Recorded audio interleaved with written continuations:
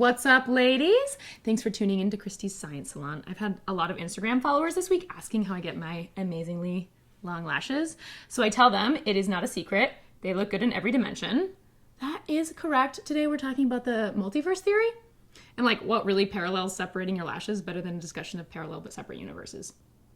So I remember I was at my first slumber party back in 6th grade, and my friend's Courtney's friend Amanda got to talking with me about the multiverse theory, and she was like, well, I know the multi-universe is the hypothetical set of finite and infinite possible universes, and that together these universes comprise the entirety of space, time, matter, energy, and the physical laws and constants that describe them.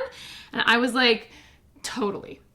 And I reminded her that the structure of the multiverse, the nature of each universe within it, and the relationship among these universes depend on the specific multiverse hypothesis being considered, and that they're often called quantum universes and interpenetrating dimensions. I know what you're thinking, ladies. Stop thinking that. Get your mind out of the gutter. I don't mean that kind of interpenetration. But then Courtney was all, true, but a multiverse of a different kind has been envisioned within string theory and its higher dimensional extension, M theory, which both require the presence of 10 or 11 space-time dimensions, respectively.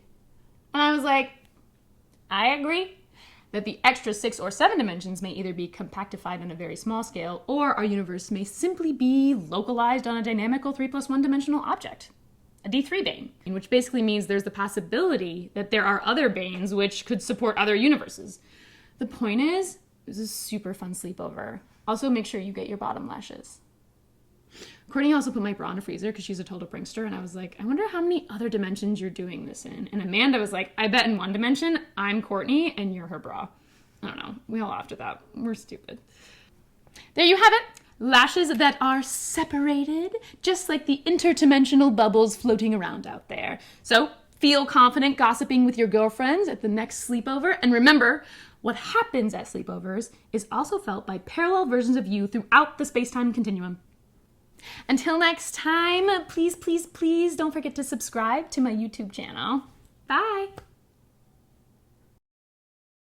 We can convert sunlight into electricity with a couple of thin silicon wafers in a sandwich. A very thin one. For decades, to get a thin piece of pure silicon, we had to saw it off a thick piece of pure silicon. The saw turns a lot of that silicon into dust. This process is fine for making integrated circuit chips for computers or smartphones because the amount of silicon used is so small.